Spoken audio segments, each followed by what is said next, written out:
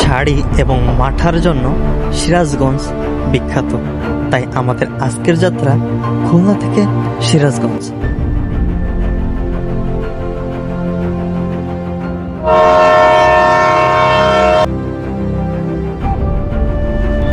শুভ সকাল বাংলাদেশ, আশা করি সবাই অনেক ভালো আছেন। আজকে আমাদের যাত্রা খুলনা রেলওয়ে স্টেশন থেকে সিরাজগঞ্জ। খুলনা থেকে সিরাজগঞ্জ যাওয়ার জন্য আপনাদেরকে ঢাকাগামী চিত্রা এক্সপ্রেসটিতে উঠতে হবে এবং চিত্রা এক্সপ্রেস সকাল 9 ঘটিকায় খুলনা স্টেশন ছেড়ে ঢাকার উদ্দেশ্যে রওনা হয় এবং 6.5 ঘন্টা পর আপনি পৌঁছে যেতে পারবেন সিরাজগঞ্জ অর্থাৎ মনসুর আলী স্টেশনে। তবে বলে রাখা ভালো, প্রতি সপ্তাহে রবিবার চিত্রা এক্সপ্রেস বন্ধ থাকে, তাই আপনাদেরকে রবিবার ব্যতীত ভ্রমণ করার জন্য বলা হলো।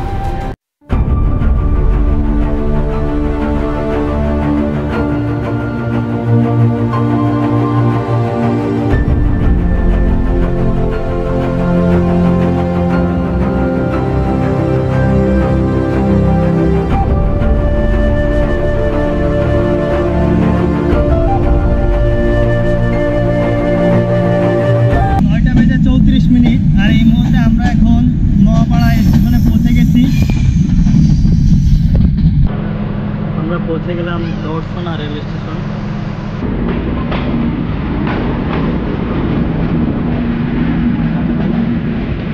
আমরা দর্শনা পার হয়ে গেলাম, আমাদের নেক্সট স্টেশন চুয়াডাঙ্গা। তো চুয়াডাঙ্গায় যাওয়ার দেখা হচ্ছে সবার সাথে। এই মুহূর্তে আমরা পৌঁছে গেছি চুয়াডাঙ্গা রেল স্টেশন।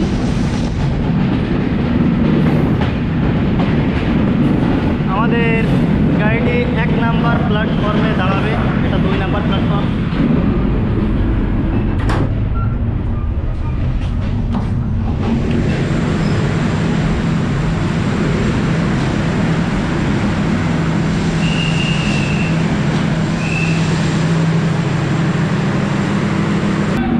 তো এই মুহূর্তে আমরা চুয়াডাঙ্গা পার হচ্ছি। চুয়াডাঙ্গা থেকে আমাদের ট্রেন ছেড়েছে এবং নেক্সট স্টেশন আলমডাঙ্গা। বিদায় চুয়াডাঙ্গা।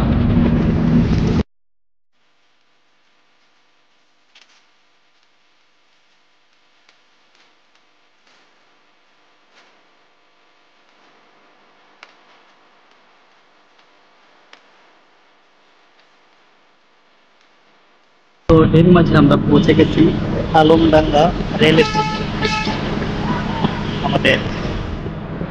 আমাদের নেক্সট স্টেশন পোড়াদা।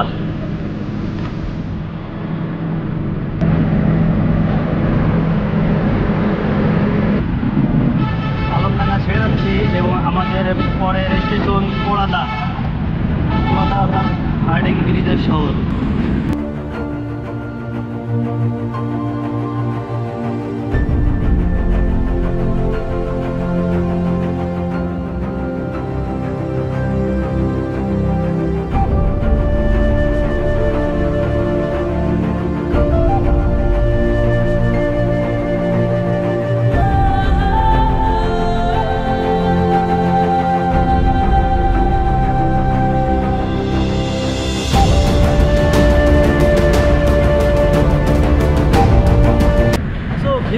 এই মুহূর্তে আমরা পার হয়ে যাচ্ছি পোড়াদা জংশন।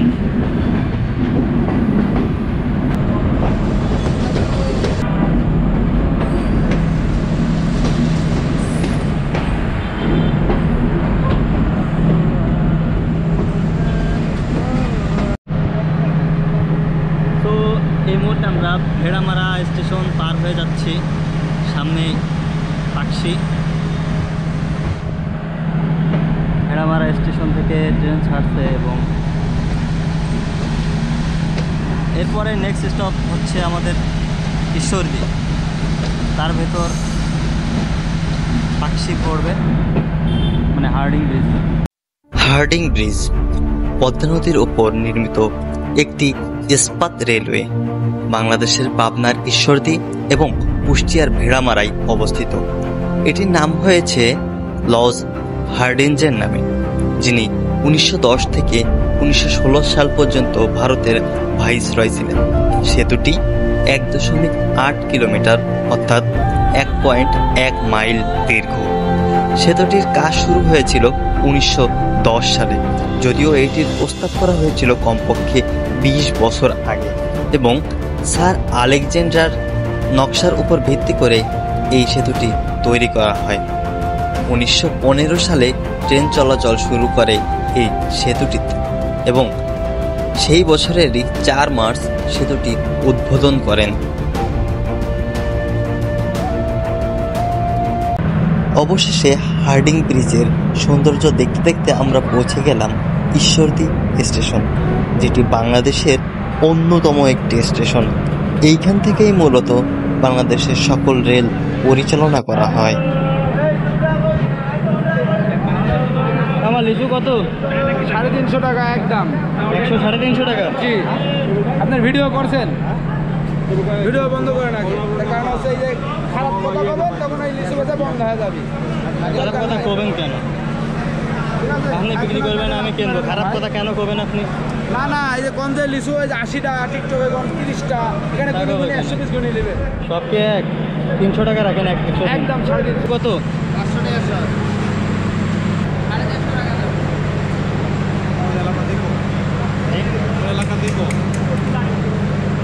আমাদের 350-300 করে পাওয়া যায়। এই জায়গায় লিচুর জায়গায় এই জায়গায় তো দেখো দাম হয়।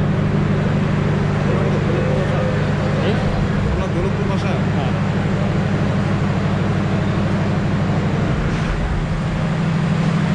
তো আমরা এখন চলে এসেছি বড়াল ব্রিজ। সিরাজগঞ্জ থেকে মাত্র 2টি স্টেশন আগে, মানে 1টি স্টেশন আগে। এখন ছেড়ে যাচ্ছি বড়াল ব্রিজ স্টেশন। আর আপনাদের সাথে দেখা হবে মনসুরাল স্টেশনে, যে অর্থাৎ সিরাজগঞ্জে পৌঁছে। আল্লাহ হাফেজ।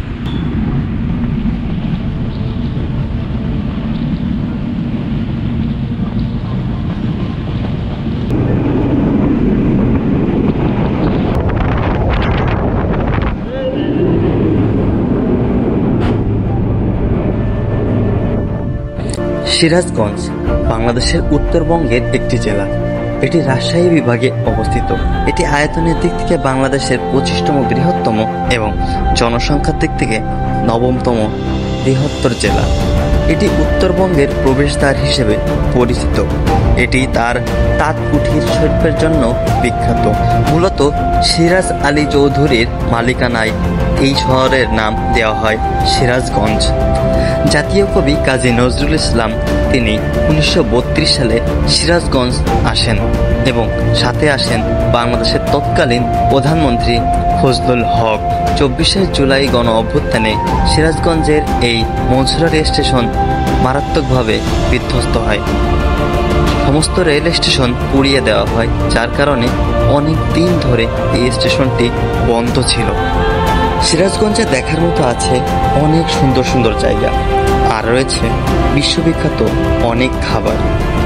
এর ভিতরে উল্লেখযোগ্য উল্লাপাড়ার মাঠা, সিরাজগঞ্জের গোলামের হোটেল, রনির পান্তুয়া।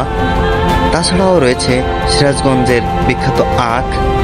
তাছাড়াও সিরাজগঞ্জ যে কারণে সবচেয়ে বিখ্যাত তা হলো হাতে বোনা তাঁত। আপনি সিরাজগঞ্জের প্রত্যেকটা বাড়িতেই তাঁতের ঘর দেখতে পাবেন। সেখানে দিন রাত তৈরি করা হয় বিশ্ববিখ্যাত শাড়ি, লুঙ্গি, গামছা।